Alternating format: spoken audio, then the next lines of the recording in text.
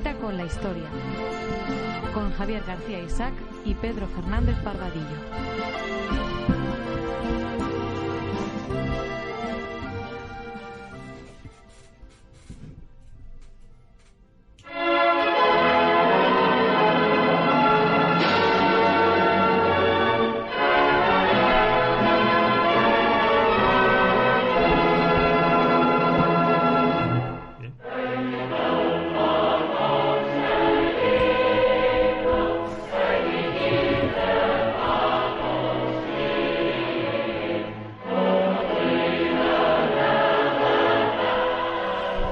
Bueno, pues estamos en Cita con la historia, cita con don Pedro Fernández Barbadillo, y nos vuelve a acompañar Javier López Trincado. Este es el segundo programa que hacemos. Nos habíamos quedado sobre la nación sudafricana. Si al primero le habíamos llamado el nacimiento de una nación, Sudáfrica, ahora vamos a hablar de la apartheid a la nación arcoíris. Pedro, muy buenas tardes. Hola, buenas tardes. Pues es que en el programa anterior con Javier nos quedamos en la Segunda Guerra Mundial, pero pues nos faltan 70 años para llegar a la actualidad. Ese país que aparece descrito en películas como Zulu, con Orlando Bloom y no me acuerdo cuál es el otro actor, una película policíaca muy dura que describe una Sudáfrica pues comida por la violencia interna de blancos y negros entre sí y demás. Pues ya sabes, Javier, que es uno de los países más peligrosos del mundo y en el que se desaconseja pasear por la calle siquiera. Ahora mismo, efectivamente.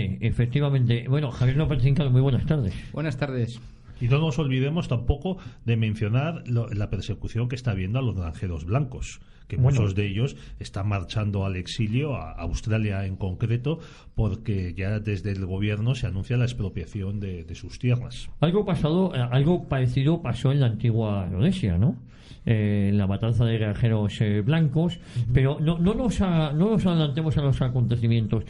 Hace un par de semanas nos habíamos quedado en los inicios, habíamos hablado de Gandhi, los 20 años, 21 sí, años. Esa curiosidad de que Gandhi se inicia en el activismo político al sufrir la discriminación racial y social en Sudáfrica, porque él va allí como abogado, y además abogado que creo Javier López, que se había graduado en una universidad británica, ¿no?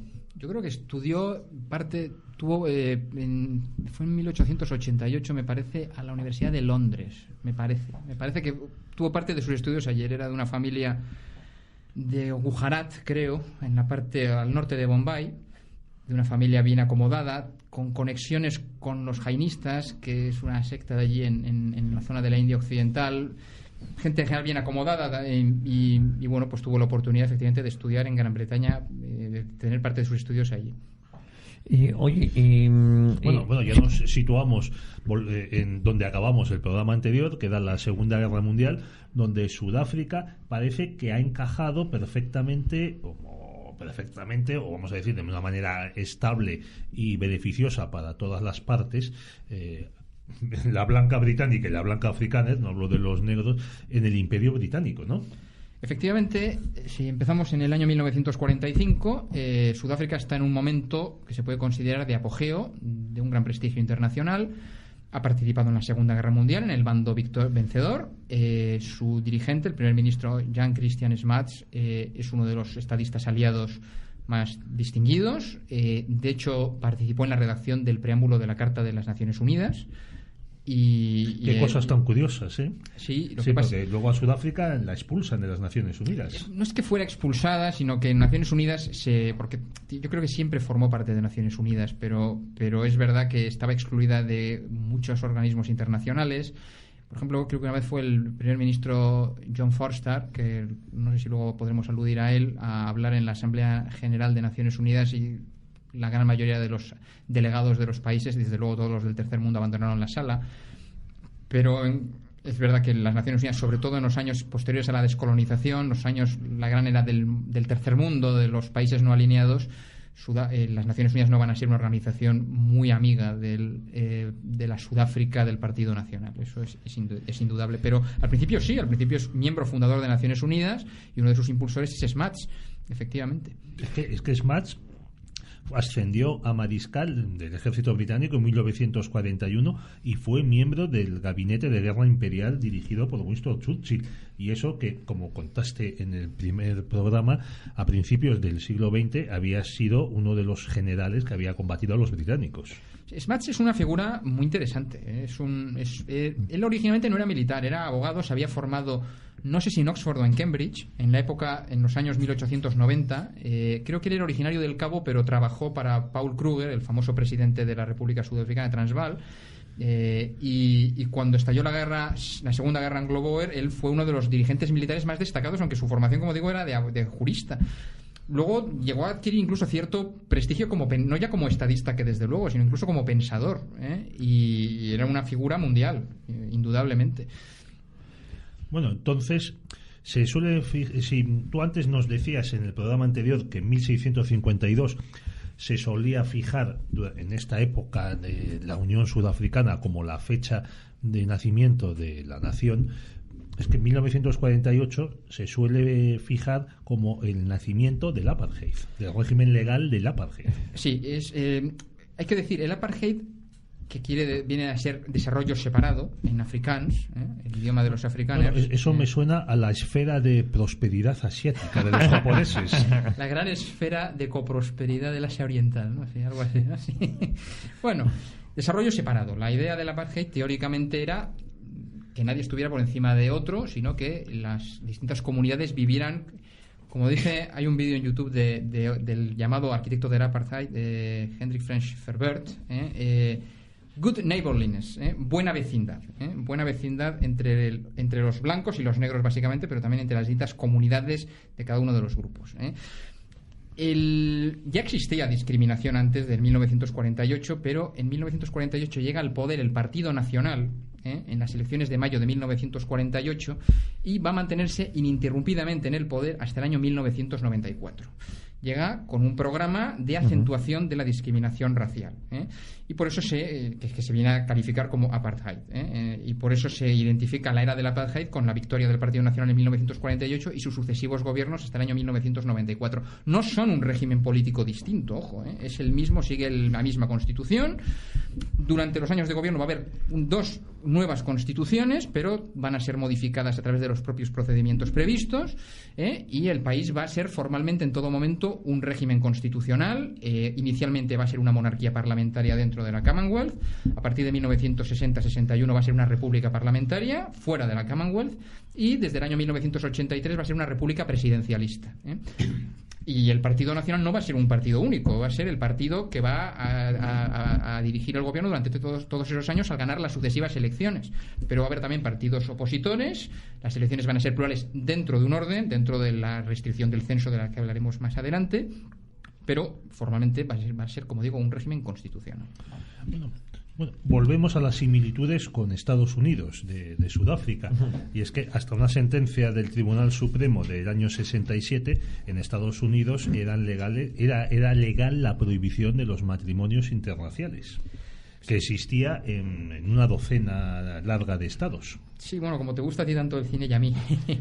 hay por lo menos dos películas sobre el famoso matrimonio Loving, ¿no?, que es el que dio lugar a esa sentencia del año 67. Sí, una de las primeras leyes que implementa el Partido Nacional a raíz de su toma del poder es en el año 1949 la ley de prohibición de matrimonios interraciales. Con anterioridad, ¿esto no existía o era una costumbre que no se casaran? Como costumbre nunca existió antes, pero podía haberlos. Sí. Lo que sí estaba prohibido ya desde los años 20, desde el año 27, por una llamada ley de inmoralidad, eran las relaciones extraconyugales de blancos y negros. Lo que pasa es que la legislación del apartheid lo intensifica también en este tenor de las relaciones extraconyugales, porque lo que hace es extender la prohibición de relaciones extraconyugales de los blancos con personas de cualquier otro grupo racial. Pero los matrimonios no están prohibidos, se pasan a prohibir en el año 49. Y luego también hay otras leyes, sobre todo en estos años destaca lo que se va a llamar el pequeño apartheid, que es el apartheid, la separación, la segregación de la vida cotidiana.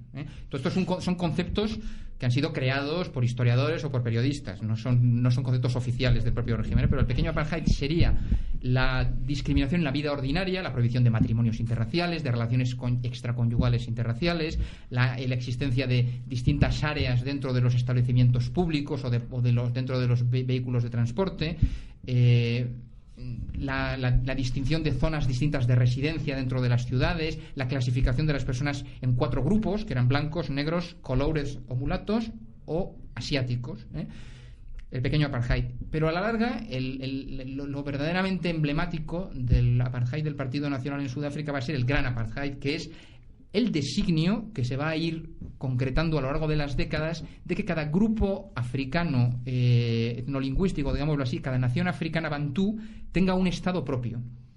Ese es el gran apartheid, que se va a concretar en una palabra que a muchos les sonará, que son los bantustanes o homelands, de tal forma que cada grupo, en principio, de manera ideal, tenga su propio estado. Pero eso se irá desarrollando a lo largo de las décadas. Oye, y con anterioridad, claro, comentábamos que los negros, para que nos entendamos, claro, no era una Sudáfrica desarrollada, con lo cual no eran conscientes de si tenían o no los mismos derechos que, en cambio, los hindúes sí eran conscientes. De hecho, tú nos comentabas cómo es Gandhi y el Congreso Nacional Indio, ¿no?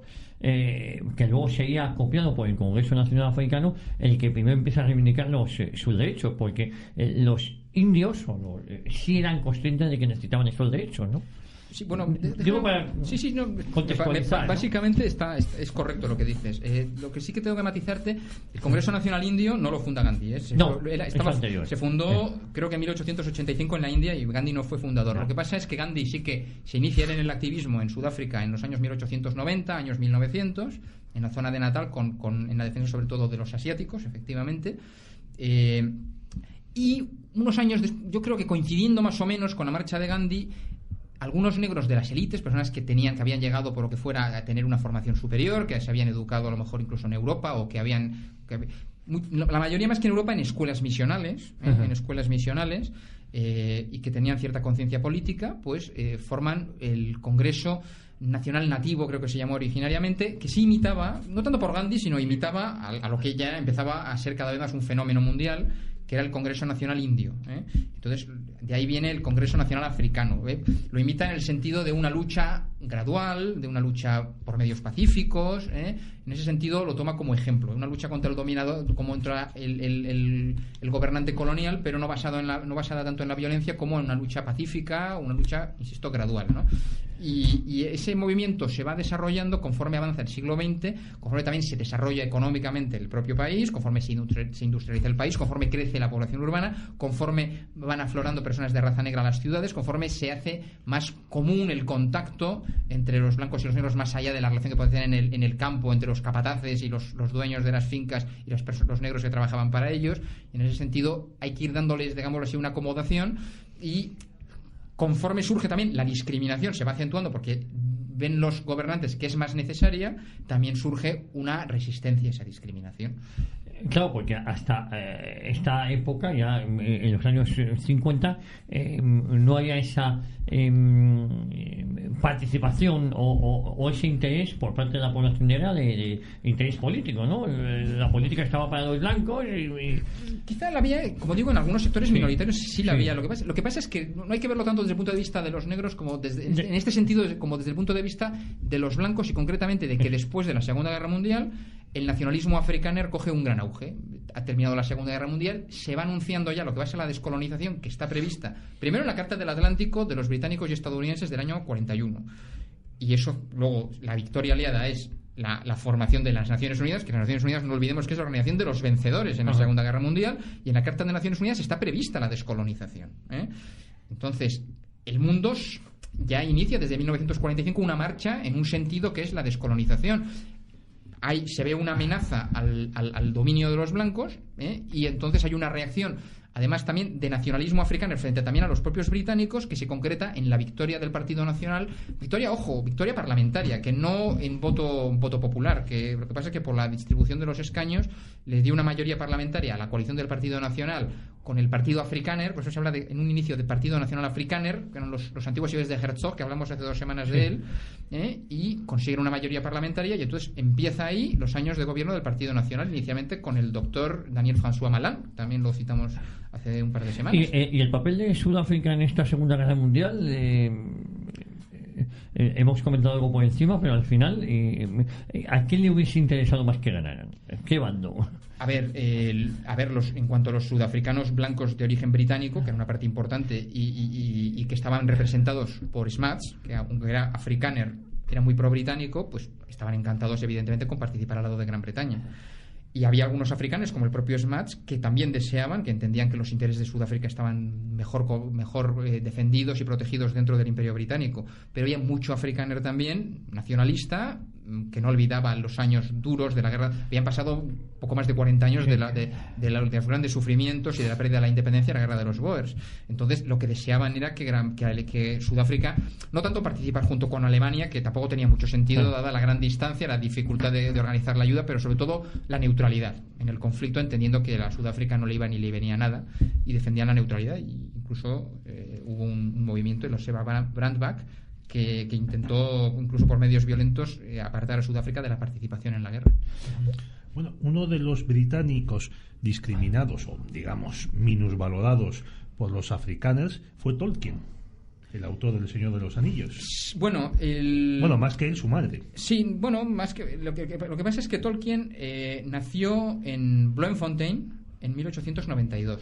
Era hijo, creo que, de un empleado de banca británico, en la época en que el Estado Bloemfontein era la capital del Estado Libre de Orange, y cuando el Estado Libre de Orange era independiente. Entonces su padre era lo que se llamaba un Uitlander en las repúblicas Boers, un extranjero, un inmigrante. Creo que era un empleado de banca que se murió siendo Tolkien muy niño. Sí, sus padres eran extranjeros, eran británicos que vivían en las repúblicas Boers. Lo que pasa es que, por lo que yo creo recordar, la familia de Tolkien abandonó pronto Sudáfrica y se fueron a vivir volvieron a Gran Bretaña a vivir. Pero bueno, supongo que de alguna manera sufrirían el hecho de ser extranjeros en el país donde vivían. Sí, él nació cuando Blofeld era la capital del Estado Libre de Orange en 1892. Entonces, claro, todavía no había estallado la Segunda Guerra Anglo-Boer, que empieza en 1899. Sí. Entonces es a partir de ahí. Pero bueno, y los británicos en estos años de 1948 y siguientes, ¿cómo aceptan la hegemonía política de los afrikaners y la formación del apartheid? Es que es una cosa muy llamativa de Sudáfrica a lo largo del siglo XX, como siendo un país que hasta 1960-61 forma parte del Imperio Británico y de la Commonwealth después, prácticamente es imposible decir el nombre de una figura política destacada de origen británico. Ya lo dije hace un par de semanas en el anterior programa, que no hubo ni un solo jefe de gobierno de origen británico en Sudáfrica durante los 84 años que duró la Unión y después la República Sudafricana. De alguna manera era como si la clase había una especie de de admisión tácita de que la política era cosa de los afrikaners. Había muy pocos. Y eso también es verdad, que el Partido Nacional es un partido nacionalista afrikaner, pero con los años el Partido Nacional, sobre todo durante la época de Verwoerd y después, era consciente de que necesitaba también el apoyo de los blancos de origen británico. Y los blancos de origen británico en la sociedad tenían mucha importancia, O sea, desde el punto de vista, por ejemplo, económico, se consideraba que los británicos vivían mejor en general, que tenían un mayor nivel de renta los británicos que los afrikaners. Había también una minoría judía también bastante bien acomodada, pero que tenía también un papel mínimo en la vida política. Por ejemplo, la gran diputada opositora al Partido Nacional desde los años 50 a los 80 es Helen Suzman, que era de origen judío, que mantuvo durante más de 35 años el escaño. Pero en el gobierno no había judíos, lo que había eran afrikaners de religión calvinista. Pero, entonces, si el Partido Nacional se mantiene hasta el año 94, creo que has dicho, ganando una elección tras otra, los británicos apenas intervienen en política, Entonces, la sucesión de líderes dentro del Partido Nacional era pacífica, se hacía de manera brusca. En principio, no, era pacífica en todo caso. O sea, se mantuvo siempre la legalidad. Pacífica dentro de la lucha de los partidos. Sí, no, había lucha de partidos. Los británicos votaban, y había mucho británico también que votaba al Partido Nacional. A pesar de que era un partido nacionalista africano, tenía voto británico también, porque había británicos que veían en el Partido Nacional la garantía de la supervivencia, de la supervivencia, digámoslo así, de la prevalencia o de la especial posición de los blancos dentro de Sudáfrica. Entonces había también un voto británico al Partido Nacional que no hay que desdeñar, ¿eh? Luego, ¿cómo era la vida política dentro del Partido Nacional? Se considera que tanto los primeros como los últimos años era del Partido Nacional predominó el sector que procedía del Cabo, ¿eh? Por ejemplo, Daniel François Malan, el primer jefe de gobierno, era del Cabo, y también el último jefe de gobierno, Peter Willem Botha, era del Cabo, ¿eh? Pero los de en medio, los de los años 50, 60 y 70, eran de Transvaal, ¿eh? Strijdom, Verwoerd y sobre todo Vorster, ¿eh? Que fueron jefes de gobierno en los años 50, 60 y 70, como digo. Luego también se consideraba, sobre todo a partir de finales de los 60, que había una diferencia ideológica entre los Verlichte y los Verknamte, ¿eh? Los Verlichte eran, dentro del Partido Nacional, el sector ilustrado, que era el predominante, ¿eh? El sector ilustrado, además del sector blando, ¿eh? Era el predominante, que era partidario, primero, dentro del país, de tener una buena relación, siendo el Partido Nacional un partido nacionalista africano, era partidario de tener una buena relación con el elemento blanco de origen británico, incluso con el de origen judío, y en la vertiente exterior, ante la independencia de las nuevas naciones africanas, eran partidarios de, con una visión realista, tener las mejores relaciones posibles con las nuevas naciones independientes africanas. Este era el sector, como digo, Verlichte, ilustrado, entre comillas, sector moderado. Y luego está el sector Verknamte, que era el sector duro, que era el que defendía, para empezar, un nacionalismo africano intenso, una fuerte política de impulso de los intereses africanos, incluso dentro de los blancos, y en detrimento, insisto, incluso en detrimento de británicos y judíos. Y en la vertiente exterior, una hostilidad total hacia las nuevas naciones africanas, porque consideraban que la propia existencia de naciones africanas era una amenaza para el mismo concepto del apartheid. Pero la línea que dominaba era la Verlichte. Entonces, en los años 50 empiezan las independencias africanas. Primero en el norte, digamos la zona de influencia árabe-musulmana, pues con la independencia de Libia, de Túnez, de Marruecos en el año 56, de Sudán. Y en el 60 es el gran año de las independencias, que hay más de una docena de países que en sus metrópolis los proclaman independientes, desde el Congo belga hasta Nigeria. ¿Cuál era el destino que le reservaba el gobierno británico, que seguía siendo el que dirigía, al menos nominalmente, la política de Sudáfrica, porque el jefe del Estado era la reina Isabel? ¿Cuál era el objetivo o los planes de Londres para Sudáfrica? Bueno, Sudáfrica era un dominio, por tanto tenía una conexión, pero casi en pie de igualdad en cuanto a autonomía, con la propia Gran Bretaña. Es decir, Gran Bretaña ya no era la potencia colonial en los años 50. Efectivamente, Isabel II fue reina de Sudáfrica, ¿eh? Daniel Malan, el primer jefe de gobierno de la apartheid, asistió a la coronación de Isabel II en 1953, ¿eh? En 1960 tiene lugar, como bien has dicho, es el gran año de las independencias africanas. Se independizan casi todas las colonias francesas, y además Nigeria, que es ahora el país más poblado de África, que era una colonia británica, y el Congo belga, que era la colonia más extensa quizá del África negra, ¿eh? Y entonces ese año Harold Macmillan, primer ministro británico, visita Sudáfrica, pero no como un colonizador, sino como un país amigo, como el país donde está la sede de la Commonwealth, a la que pertenecía Sudáfrica, y pronuncia un famoso discurso, Winds of Change, que dice que el mundo está cambiando, vientos de cambio, ¿no? Los vientos de cambio de la historia con la descolonización, debéis adaptaros. Entonces, el primer ministro sudafricano entonces, Verwoerd, lo era desde el año 1958, y decidió afrontar ese desafío del año 1960 de las independencias africanas a través de dos puntos especialmente, que es declarar a Sudáfrica, que era, como digo, una monarquía parlamentaria dentro de la Commonwealth, declarar una república, que era el viejo sueño del nacionalismo africano. Separar ese vínculo jurídico de la monarquía que había con Gran Bretaña. Se celebra un referéndum en el año 1960, gana por poco, pero gana el sí a la república, y en 1961 Sudáfrica se proclama república, y como las otras naciones de la Commonwealth, muchas de ellas africanas, se opusieron a la India yo creo que también se opuso a que Sudáfrica, con el sistema de apartheid, permaneciera en la Commonwealth como república. Sudáfrica abandonó la Commonwealth en 1961. Y luego, que si queréis luego podemos tratar también el tema, tiene lugar la matanza de Sharpeville, que es el gran desafío interno al régimen del apartheid. Luego está el otro asunto que es importantísimo, que lo apuntamos en el anterior programa, que es el de Namibia. La actual nación de Namibia, que es lo que la antigua África del Sudoeste alemán. Eso es, la colonia alemana de África del Sudoeste fue conquistada en 1914-1915 por las tropas de la Unión Sudafricana, cuando, como recordemos que Sudáfrica entonces era un dominio dentro del Imperio Británico, participó al lado de Gran Bretaña en la Primera Guerra Mundial, y la parte que le tocó en aquel momento a Sudáfrica fue conquistar las colonias alemanas que tuviera al lado, que era esta, que era Namibia, la África del Sudoeste. La conquistó el entonces primer ministro Luis Botha. Y cuando terminó la Primera Guerra Mundial, la Sociedad de Naciones, que estableció la política de mandatos, pues como por ejemplo los famosos mandatos de Oriente Próximo, de Palestina a favor de Gran Bretaña, de Siria a favor de Francia, ¿no? Pues le confirió el mandato del África del Sudoeste a la Unión Sudafricana. Entonces Sudáfrica tenía ese gobierno que no era propiamente colonial desde el punto de vista formal, sino que era un gobierno, un mandato, una especie de administración con vías. Todavía entonces no estaba muy claro en vías a qué, quizá una muy lejana independencia algún día, ¿no? Y después de la Segunda Guerra Mundial, que esa supervisión deja de ejercerla la Sociedad de Naciones, que ha desaparecido, y pasa a ejercerla las Naciones Unidas, efectivamente el sistema ya no es de mandato, se llama administración fiduciaria o fideicomiso. Entonces continúa la Unión Sudafricana. Pero las Naciones Unidas ya tenían, como hemos apuntado antes, un claro propósito descolonizador.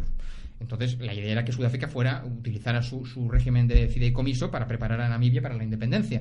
Lo que ocurre es que Sudáfrica se daba cuenta que Namibia es un territorio, no voy a decir que es tan grande como la propia Sudáfrica, pero es un territorio inmenso, y desde el punto de vista estratégico, para el control de Namibia, África entonces del Sudoeste, pues no podemos decir que era vital, pero era muy importante, y la perspectiva de perderlo, pues ciertamente no era apetecible. Entonces Sudáfrica estuvo durante casi todos los años del régimen del Partido Nacional enrocada en negarse a evacuar Namibia. Por tanto, Namibia, hasta unos acuerdos que hubo en el año 1988, estuvo ocupada bajo dominio sudafricano. Sí, luego no sé si tendremos tiempo a mencionarlo, pero eso también, ese dominio de Namibia es lo que permitió, por ejemplo, a Sudáfrica a partir de los años 70 intervenir en la guerra de Angola. Claro, te lo iba a decir porque apoyaban a Jonas Savimbi, ¿no? A UNITA contra Dos Santos, ¿no? Claro. Que precisamente a día de hoy sigue siendo el presidente de Angola. Dos Santos ¿no? Se ha muerto. Yo no sé si su hija era la responsable del banco angoleño. Es la mujer más rica de África, la hija de Dos la Santos. hija de Dos Santos. Sí. Yo no sé si se ha dimitido, se ha muerto o ha presentado la dimisión. Yo creo que ha presentado sigue vivo. A la hija, el gobierno actual angoleño le está investigando judicialmente por su fortuna, y creo que le ha pedido al gobierno portugués que le pase una lista de los bienes que tiene esta señora en Portugal. Sí, pero es que Angola es un país, desde el punto de vista de los recursos naturales, riquísimo por la existencia de además petróleo. Claro, no, es un país riquísimo. Pero que apoyó a UNITA en la guerrilla que mantenía. Sí, efectivamente. Sí. En los años 60 también es cuando el gobierno del primer ministro Salazar en Portugal decide lo mismo que los sudafricanos, con otros matices, y es no aceptar el mandato de descolonización de la ONU, sino crear una especie de asociación de Portugal con sus provincias africanas, y estalla la guerra entre Portugal y sus aliados nativos contra los distintos movimientos guerrilleros en Angola, en Mozambique, en Cabo Verde, que son casi todos, salvo el que tú has mencionado, el de UNITA, de izquierdas, socialistas, apoyados por la Unión Soviética. Entonces se acaba formando una alianza entre Sudáfrica y Portugal. Sí, efectivamente. Un matiz de todas formas, porque UNITA era un movimiento anticomunista en la época de los finales de los 70 y en la época de Reagan, pero antes originariamente a Savimbi y a UNITA les financiaba China. O sea, realmente era bastante versátil, yo creo, UNITA. En cualquier caso, sí, en los años 60 en los años 60 y primeros 70 se habla del famoso poder pálido o poder blanco en África Austral. Estaba de una parte Sudáfrica, que no era propiamente una colonia, era un país, era una herencia ciertamente de la época colonial, pero era una república independiente con un gobierno constitucionalmente propio, por lo menos desde el año 1910 con la Unión Sudafricana. Era el país más poderoso, extenso, rico, poblado. El otro aliado importante era Portugal, que simplemente Salazar y el régimen corporativista de Portugal es que se negaron a la descolonización. se negaron en redondo. O sea, ante la descolonización hubo varias actitudes. Los británicos en principio se fueron allanando, los franceses en muchos sitios sí, pero se cerraron en banda en Argelia por temas que ahora no vienen al caso, por la presidencia de población europea principalmente. Los italianos también descolonizaron la administración que tenían en Somalia, los belgas descolonizaron en el año 60, pero los portugueses tomaron una actitud de total negativa a la descolonización, pero con una premisa, y es que ellos no tenían colonias, ellos lo que tenían eran provincias de ultramar. Se hablaba de una nación multirracial y pluricontinental. Realmente el concepto, la visión era muy distinta de la propia Sudáfrica. En Sudáfrica se partía de una visión, digámoslo así, separatista, de formar comunidades distintas en función de la raza. Ese era el objetivo del gran apartheid, de hecho, mientras que en Portugal, al menos desde el punto de vista teórico, los habitantes de las provincias, de las llamadas provincias de ultramar, eran portugueses. Por tanto, se hablaba de que había una total igualdad, sin distinción de raza, religión o cultura. Es decir, había una perspectiva distinta desde el punto de vista de los principios, pero efectivamente luego había una convergencia en la lucha contra los llamados movimientos de liberación. Y había unos llamados movimientos de liberación en Angola, en Mozambique, en Cabo Verde y Guinea, lo que ahora es Guinea-Bissau, la Guinea portuguesa, que era el movimiento más fuerte. El Partido Africano por la Independencia de Guinea y Cabo Verde, que lo dirigía a Amílcar Cabral, que era quizá el más fuerte de todos los movimientos contra el gobierno portugués. Y el tercer aliado, la tercera pata de ese llamado poder blanco, poder pálido en África Austral, era Rodesia, que era una colonia británica, la Rodesia del Sur, que tenía una población blanca, aunque mucho más pequeña que la que había proporcionalmente en Sudáfrica, que era quizá de un 5%.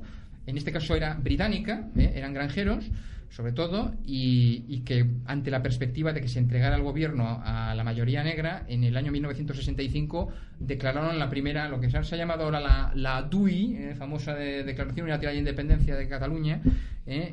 Allí fue la UDI en inglés, Declaración Unilateral de Independencia de Rodesia, con Ian Smith, y que era un gobierno que tenía unas fuerzas armadas, un gobierno con una base popular, una base demográfica muy pequeña, como digo, solo un 5%, pero aún así tenía un ejército extremadamente aguerrido, muy eficiente, y también estaba, digámoslo así, en esa alianza entre Portugal, Sudáfrica y la propia Rodesia para mantener esos dominios de gobernantes blancos en África del Sur. Y supongo que la geopolítica de la Guerra Fría que se libra en esos años beneficiaría a este poder blanco, que lo has llamado, o pálido, ¿vale? Con Estados Unidos, entre comillas, con, digamos, la OTAN en cierto modo apoyando a estos regímenes, siquiera como mal menor, y la Unión Soviética y en menor medida China atacándolos, no porque estuviesen en contra del racismo de los blancos o porque estuviesen a favor de la descolonización como principio,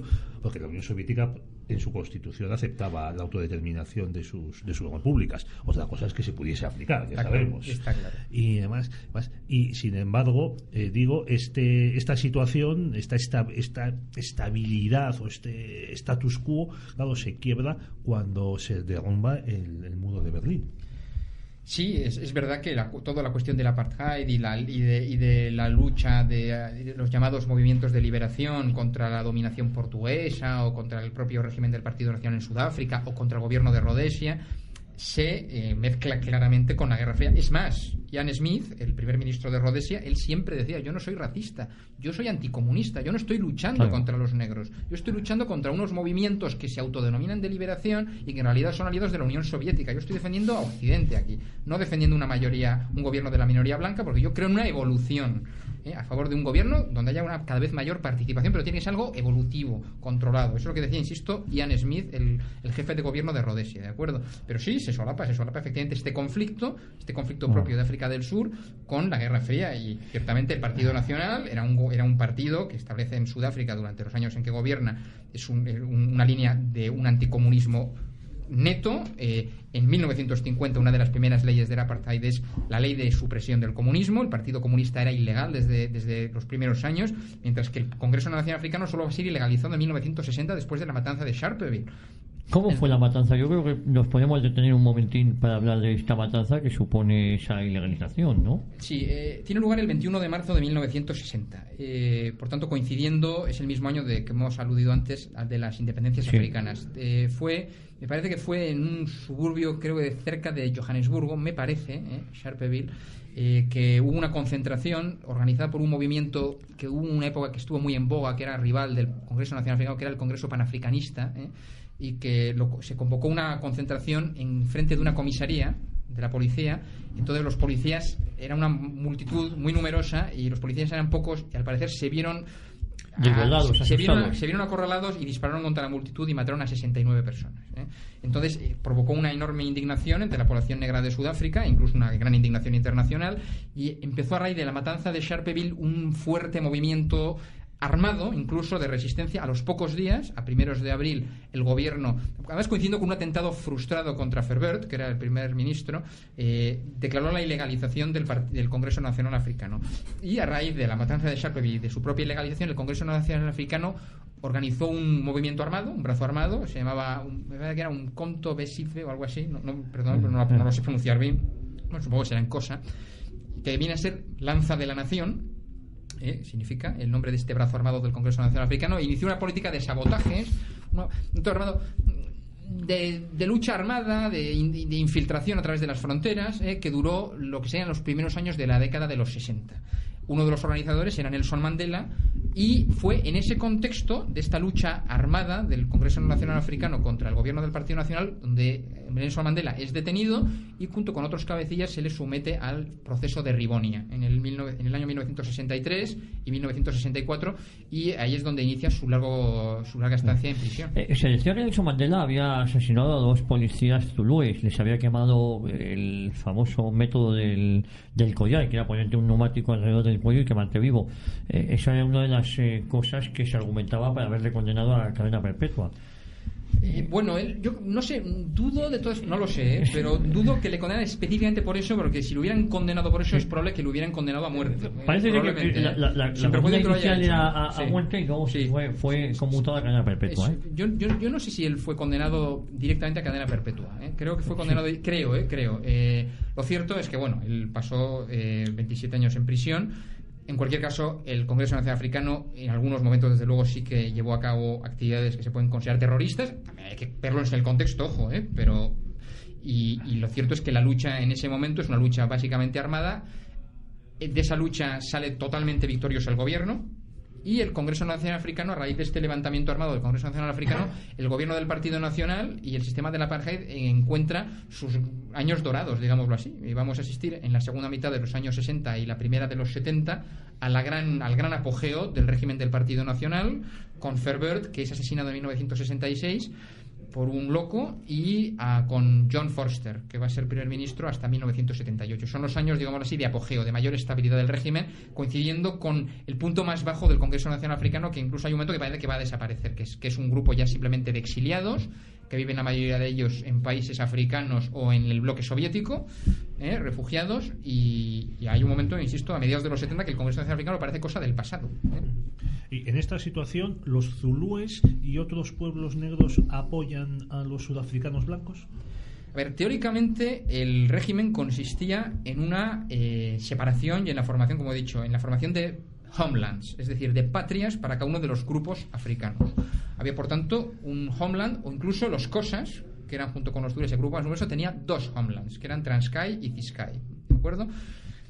Los homelands eran 10, e incluso a partir del año 1976 se concedió la independencia total a 4 de ellos, de una manera escalonada, ¿de acuerdo? A los dos Xhosas, y a Bophuthatswana y a Venda también. El Bantustán más poblado era el único Bantustán de los zulúes, que era KwaZulu, ¿de acuerdo? Que estaba ahí en la costa de Natal, en la costa norte de Natal.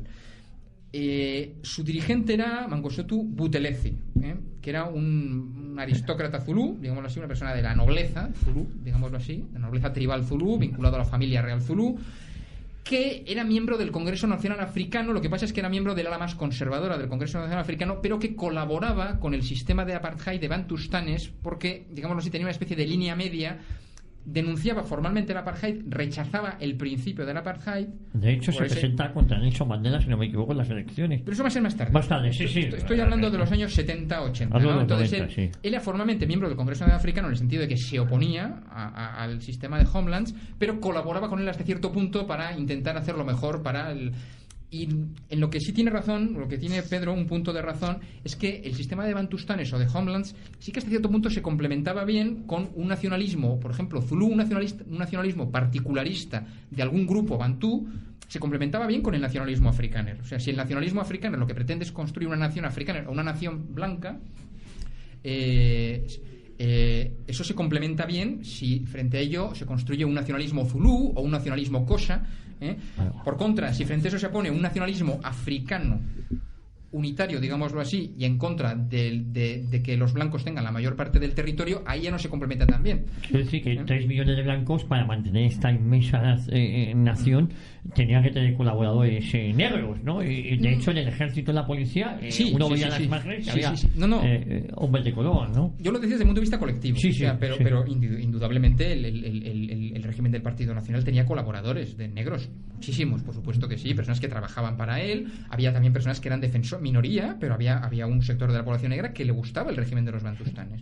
Y de hecho los bantustanes tenían una clase dirigente. Por ejemplo, Kaiser Matanzima fue muchos años el dirigente en Transkei, que era el bantustán de los Xhosas, el bantustán más grande de los Xhosas. Por ejemplo, Lucas Mangope fue dirigente muchos años de Bophuthatswana, que era probablemente el bantustán más rico. Estaba situado cerca de Botswana, y era muy rico porque ahí se permitía, por ejemplo, el juego, que estaba prohibido en el territorio de la República Sudafricana, y entonces estableció una serie de casinos de lujo, todo eso, y eso permitió que el Bantuá fuera bastante próspero. Lo que pasa es que el sistema, aunque tenía apoyos, el régimen del sistema de Homelands, el punto débil que tenía era quizá que tenía una base territorial muy pequeña para que fuera viable. Además, la democracia era un poco compleja, ¿no? Porque había, no sé si la Cámara tricameral, quiero decir que se dividía en 3 tercios. Claro, los negros no podían votar, pero el resto de minorías sí votaban y tenían una representación, no sé hasta qué punto proporcional, ¿no? Sí. Es decir, que había una democracia formal, entre comillas. Bueno, ¿no? Como he dicho, siempre fue un régimen primero parlamentario y después presidencialista, ¿de acuerdo? Fue siempre un régimen constitucional, siempre hubo elecciones. Siempre hubo elecciones entre los blancos, porque teóricamente los habitantes de Sudáfrica teóricamente era un país de blancos, por eso se estaban construyendo naciones para los otros grupos. Lo que tú estás citando, Javier, es la Constitución del año 1983, la reforma constitucional que impulsa P.W. Botha. Esa es la que forma efectivamente la Cámara tricameral. Es decir, si los negros no votaban, pero porque los negros supuestamente eran nacionales, eran ciudadanos de las Homelands o Bantustanes, votarían en sus... o se les encauzaba o se les atribuía más o menos artificialmente una forma tribal que sería la connatural con ellos, Estaban luego los blancos y estaban efectivamente los otros 2 grupos, los coloureds o mulatos y los asiáticos, que eran la mayoría indios. Entonces, en esa reforma constitucional, lo que se hace efectivamente es se establece una cámara para los blancos y una cámara para los coloureds o mulatos y otra para los indios. Y así llegamos, claro, pero esto que a lo mejor es difícil de entender, claro, la comunidad internacional se echa encima. Además, también había rumores de que Sudáfrica tenía la bomba atómica. Bueno, según dicen, cuando el gobierno blanco lo va a dejar, da instrucciones de que se desmantele, ¿no?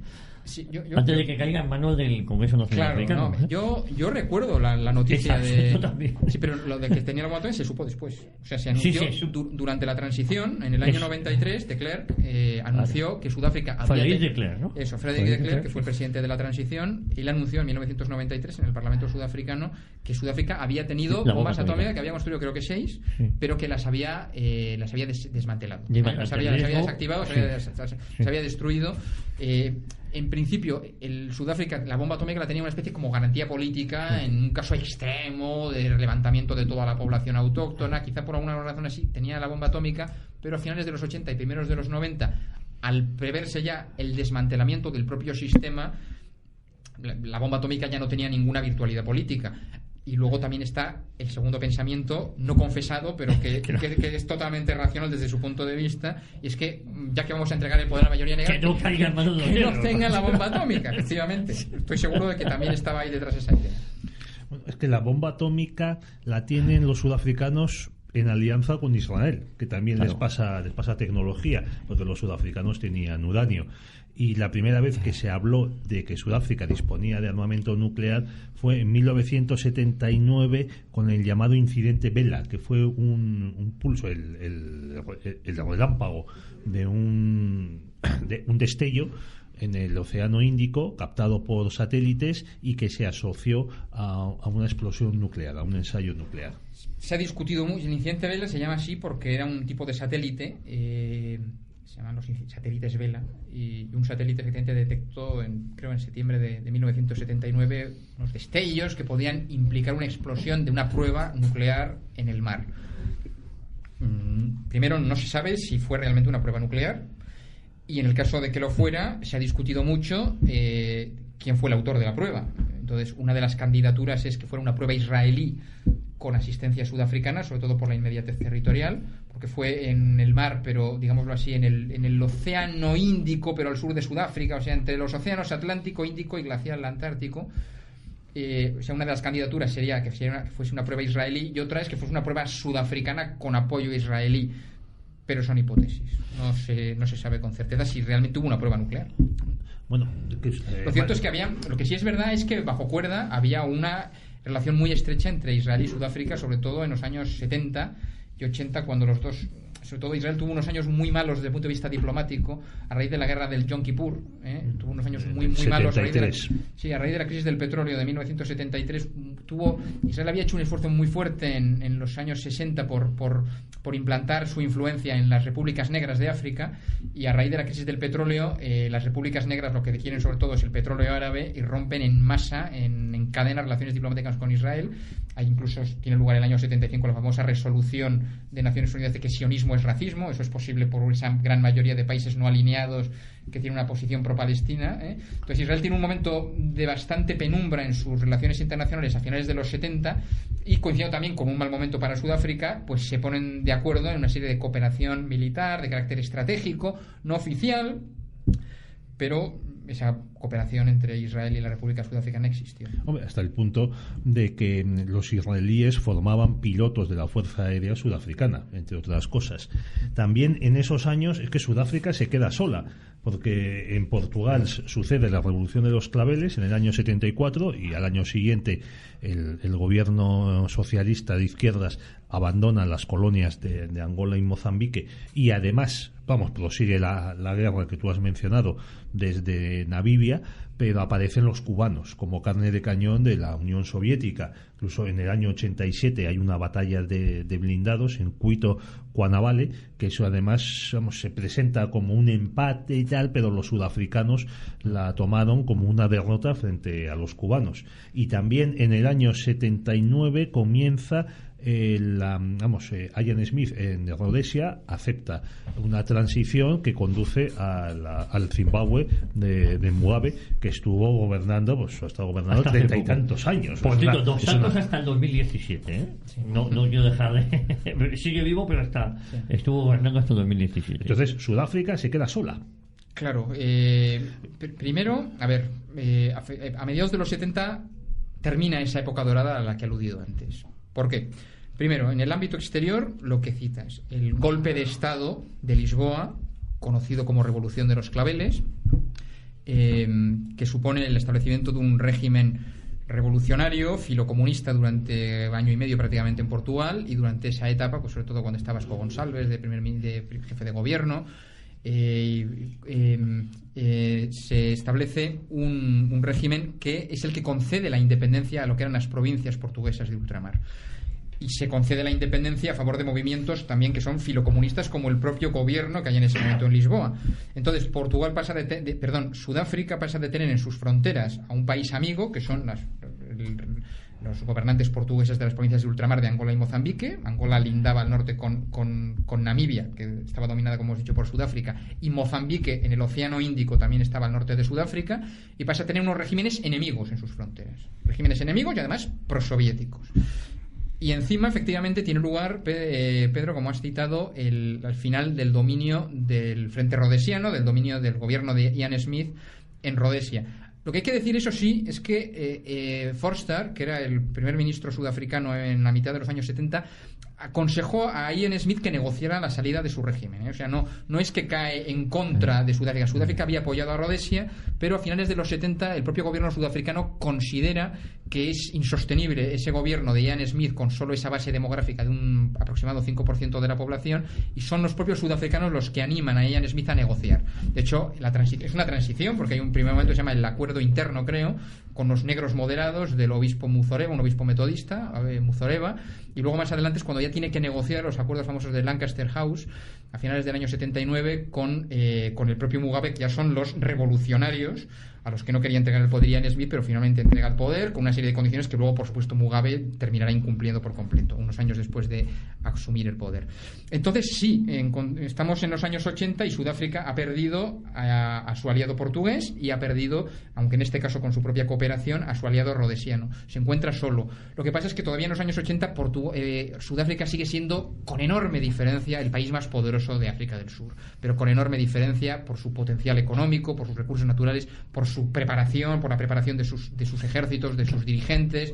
Entonces no hay comparación posible. Y cuando se enfrenta al gobierno filocomunista o comunista directamente de Angola, pues efectivamente Angola necesita el apoyo del bloque soviético, que en cuanto a carne de cañón, en cuanto a hombres, en cuanto a apoyo que se concreta en tropas, más allá de los asesores que pueda haber de la propia Unión Soviética o de Alemania Oriental, por ejemplo, pero las tropas de combate que se envían por parte del bloque soviético son las tropas cubanas, que por otra parte Fidel Castro estaba encantado de encauzar esa fogosidad revolucionaria de algunos de sus seguidores más exaltados a través de la guerra de Angola. Entonces es interesantísimo, la verdad. En los años 80 vemos ahí en Namibia y en Angola luchando sudafricanos con las guerrillas anticomunistas de UNITA y del FNLA de una parte, y luego de otra vemos al gobierno prosoviético de José Eduardo dos Santos y del MPLA, que es el movimiento procomunista que gobernaba en Angola, luchando también al lado del SWAPO, que era el movimiento llamado de liberación en Namibia, que también era prosoviético y que tenía la ayuda de Angola, y en ayuda de este sector prosoviético los cubanos,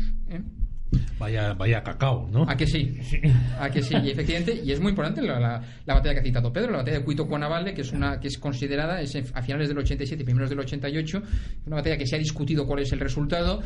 En cualquier caso influyó que quizá los aviones cubanos que eran con tecnología soviética, estaban más modernizados que los sudafricanos, que por el tema del embargo de los países occidentales estaban más atrasados, y efectivamente se considera la mayor batalla que ha tenido lugar en África desde la Segunda Guerra Mundial. O sea, es muy importante la batalla de Cuito-Cuanavale, y a raíz de esa batalla, pues efectivamente Sudáfrica decide negociar, está todavía PW Botha de jefe de gobierno, y decide negociar los acuerdos de Nueva York en diciembre de 1988, por los cuales finalmente Sudáfrica acepta salir de Namibia y concederle la independencia, que creo que fue a primeros de 1990. Bueno, entonces estamos en 1988-89 y está en la Unión Soviética, está gobernando por poco tiempo Mikhail Gorbachev, porque digo poco tiempo porque en 2 años, en diciembre del 91, la Unión Soviética por fin desaparece y vuelve a Rusia, y además se separan varias repúblicas que formaban parte de la URSS,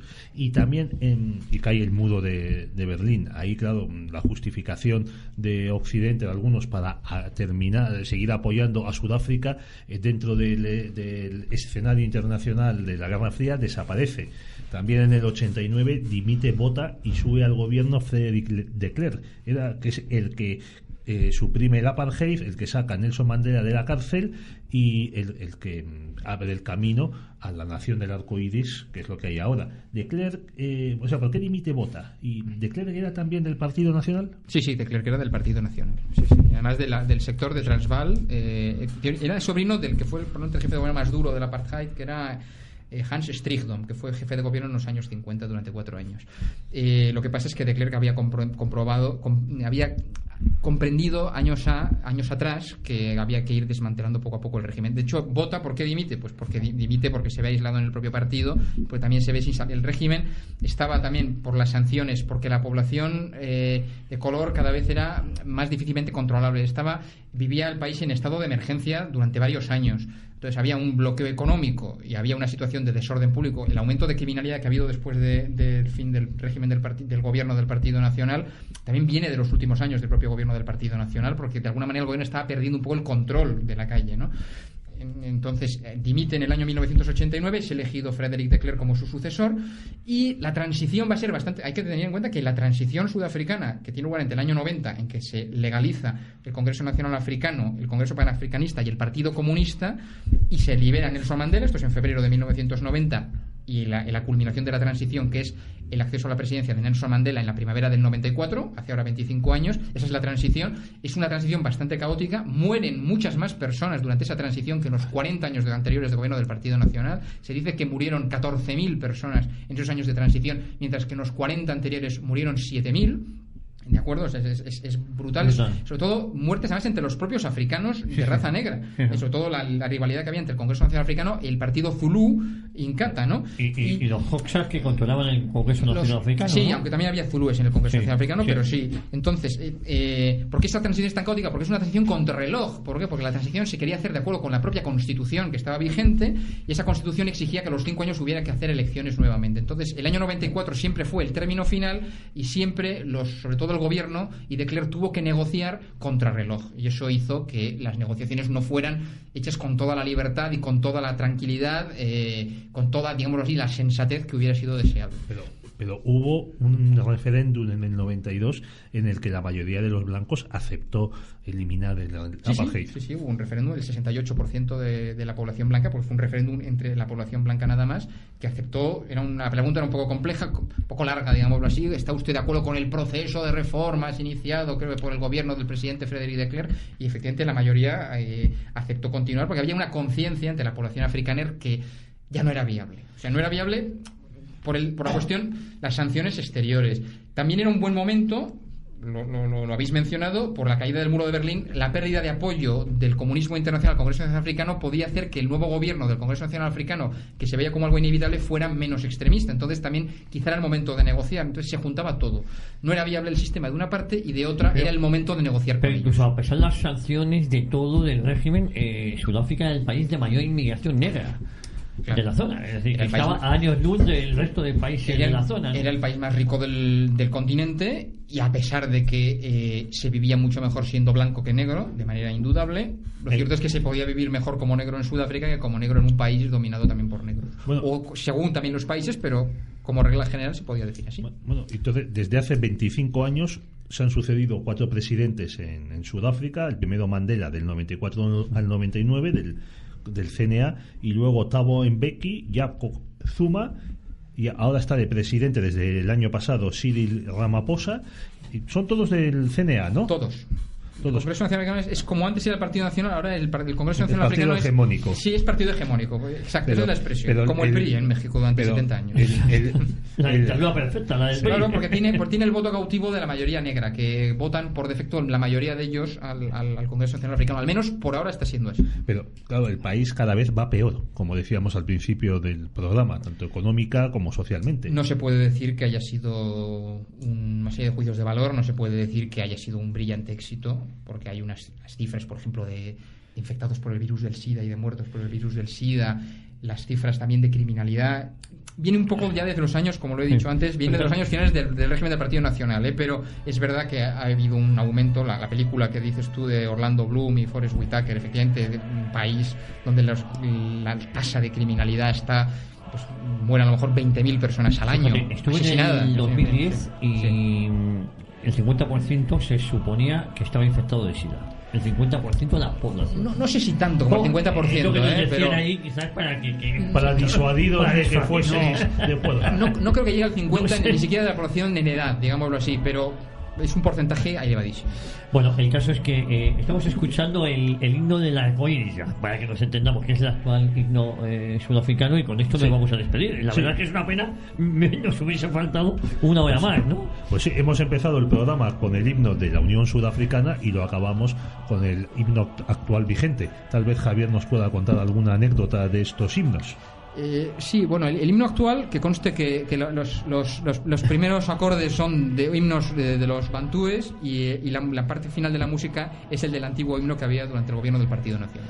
Bueno, no hay tiempo para más. Un día a lo mejor podemos hablar de Nelson Mandela y de esa transición, y a lo mejor merece la pena un capítulo más. Javier López Tingado, un placer haberte tenido aquí. Igualmente, Javier, gracias.